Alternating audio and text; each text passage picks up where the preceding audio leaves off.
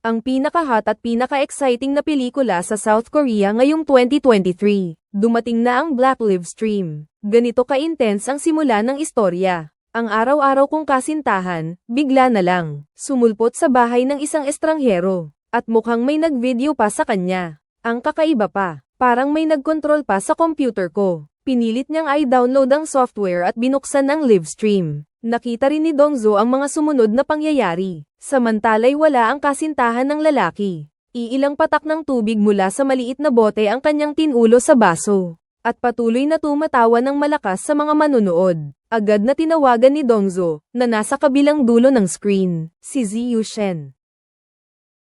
Isang angkang Diane Guan. Naghahanap ng palabas. Pero ibinaba na ni Ziyu Shen ang tawag pagkatapos marinig ang ilan. Nag-away lang naman silang dalawa kanina. Nang mga oras na iyon, umabot na sa 3,000 ang nanonood online. Pagbalik ni Ziyu Shen sa tabi ng lalaki, gaya ng inaasahan, inabot sa kanya ng lalaki ang bote ng tubig. Nang mapapainom na siya, nag-alinlangan si Ziyu Shen sandali, at matapos pag-isipan ang sinabi ni Dongzo, ibinaba niya pa rin ito. Nakita nilang hindi uminom ang babae. Agad na nagduda ang mga netizens na scripted ito. Pagkatapos, tumunog ulit ang telepono ni Ziyu Shen. Sa pagkakataong ito, mismo si Ziyu Shen ang nag-end ng tawag sa harap ng kamera. Dahil walang kamalay-malay, hindi niya alam na siya ay nasa bitag na. At ang dahilan ng pagpunta niya sa lalaking ito ngayon, ay para tulungan si Dongzo. Kung hindi dahil sa natuklasan ni Ziyu Shen kaninang umaga, sa cellphone ni Dongzo ang isang sikreto. Hindi sana sila nagkaroon ng alitan. At ang pinagmulan ng alitan na ito ay, nang hindi sinasadya ni Ziyu Shen, na matuklasan na si Dongzo pala ay palihim. May mga pinapanood siyang mga live na iligal na pagkuha ng video. Patay na ang babae sa video, pero patuloy pa rin silang nanunood. Sobrang sama ng ginawa nila kaya hindi kinaya ni Ziyu Shen. Pero naisip niya na hanggang ngayon ay wala pa ring stable na trabaho ang boyfriend niya, kaya nag-set pa rin siya ng meeting. Inimbitahan niya ang tinatawag niyang senior. Nang mga oras na iyon, nang makita ng lalaki na hindi ininom ni Ziyu Shen ang tubig, sinimulan niyang gamitin ang trabaho bilang paksa para maaga ang atensyon nito. At ayun, nahulog sa bitag. Walang kamalay-malay si Ziyu Shen na nainom ang tubig.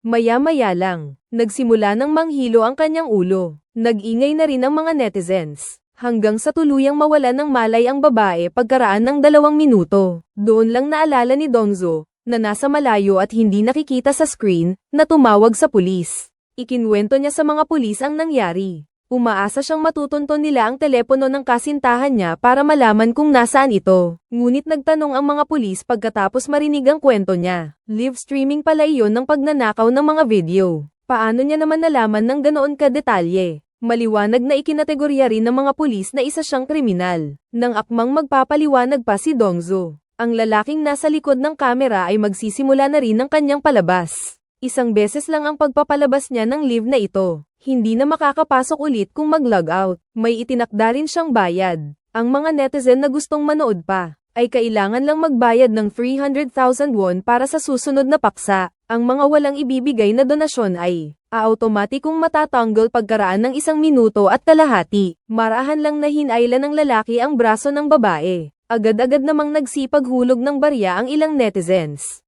Para makasiguro sa kaligtasan ng kasintahan, naglagay din si Dongzo ng 300,000 doon. Umabot na sa mahigit 4,500 ang mga taong online. Pero wala ni isa man sa kanila ang nag-isip na tumawag sa pulis. Nakarating na sa ikalawang yugto, may mga netizen na nagbigay ng mas nakakapukaw na kahilingan, na ipahawak sa lalaki ang telepono ng walang malay na si Ziyu Shen. At tawagan ng kahit sino para makita ang reaksyon nito. Tulad ng inaasahan, tumunog ang telepono ni Dongzo.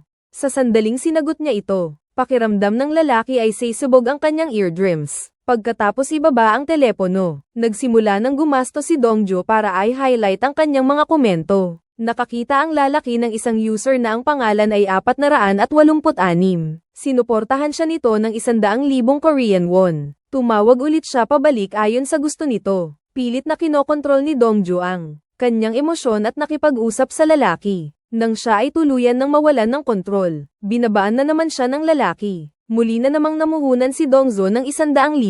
Sasabihin niya sa lalaki na siya ang boyfriend ni Ziyu Shen. at uutusan niya itong tumigil sa paggawa ng ilegal na gawain. Ngunit ang lahat ng ito para sa lalaki ay magiging mas kapana-panabik lamang sa gabing ito.